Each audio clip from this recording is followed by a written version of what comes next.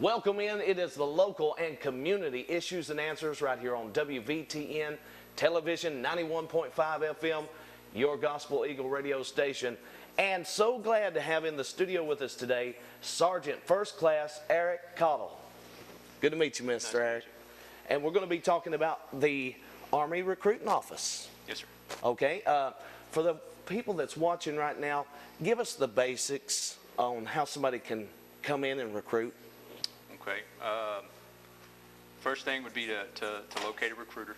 Okay. We've got local advertisement out. We've got recruiters in the schools. We've got recruiters in the local communities. We have a recruiting office that's located right next to Walmart in London. We're right beside Sally's Beauty Supply, in between that and the pawn shop there by Hibbett Sports. Mm-hmm. Anyone's welcome to come in and sit down and talk. They're more than welcome to call in. Contact numbers for us. Office number is 878-1807. 1807. Yes, sir. What type of qualifications is the Army recruiters looking for? I mean, like health issues or anything like that? Okay. There's several different things that could qualify or disqualify someone. First thing that we do is when we sit down to talk to someone or interview someone about joining, there's a series of questions we ask, medical questions. Certain medical problems will disqualify you. Asthma, for example, would be a disqualification depending on the level of asthma or depending on whether or not it was childhood asthma, adult asthma. Law violations, certain law violations will disqualify you. A felony, any type of law violation, including drugs or drug paraphernalia. Mm-hmm. Once we determine whether or not you're qualified physically and morally, then we will schedule you for a test, which is the Armed Services Vocational Aptitude Battery, or the ASVAB. Minimum passing score for the ASVAB for the Army would be a 31, which would qualify you educationally for the military. Right. At that point, we would schedule you for a trip to the Military Interest Processing Station in Knoxville, Tennessee, where you would undergo a basic sports physical to determine your physical eligibility further. And then at that point, you would sit down with a career counselor, go over your job selection, what you chose as a job in the Army, and sign your contract. Very, very good. Now, what are the age levels for the recruits? Currently, the minimum age to get in is 17, which requires a parental consent, both mother and father if available.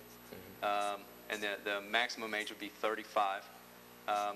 Now, with the maximum age, speaking of maximum age, if someone had prior service, military time, active duty or reserves, what they do is they take total number of years of service, subtract that from your current age, and as long as that age would take you under the age of 35, you would still be eligible to enlist. Very, very good. So you, the Army Reserve is looking for a few good men, women, to join in and to be part of this team. Absolutely.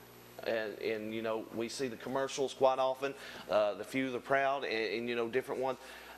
Tell us some of the basics that you teach the people that come in. You teach them respect for their country and things of that nature. Not only respect for your country, but respect for yourself, respect for your fellow man, right. Leadership, integrity. Integrity is big.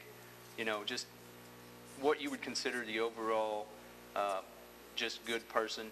Right. That's the sort of things that the Army wants to instill in everyone, anyone coming in, anyone enlisting. And that's the kind of thing that, you know, when you're in the Army and you get those sort of traits, that's something that you carry with you for a lifetime. Exactly. The things that you learn, the things that are taught to you in the military, those are things that you carry with you for a lifetime. What would you say to maybe a young person right now considering to join in or to recruit in, just some of the benefits of the Army? The big benefits for the Army is you know, no matter if you do 3 years in the Army and get out, or you do 20 years in the Army and get out, you know, serving your country is a very honorable thing. The Army appreciates your sacrifice and your willingness to stand up and serve your country. So you'll carry veterans benefits for the rest of your life. As far as, you know, VA medical benefits, VA small business loans, VA home loans. You know, when you're applying for a job as a veteran, you automatically get 5 points veterans preference. So, you know, there's things that not just, you know, while you're in or while you're on active duty or in the reserves, but there's things that are going to follow you for the rest of your life. That is very good. Another note on top of that is, you know, with the Army Reserves right now,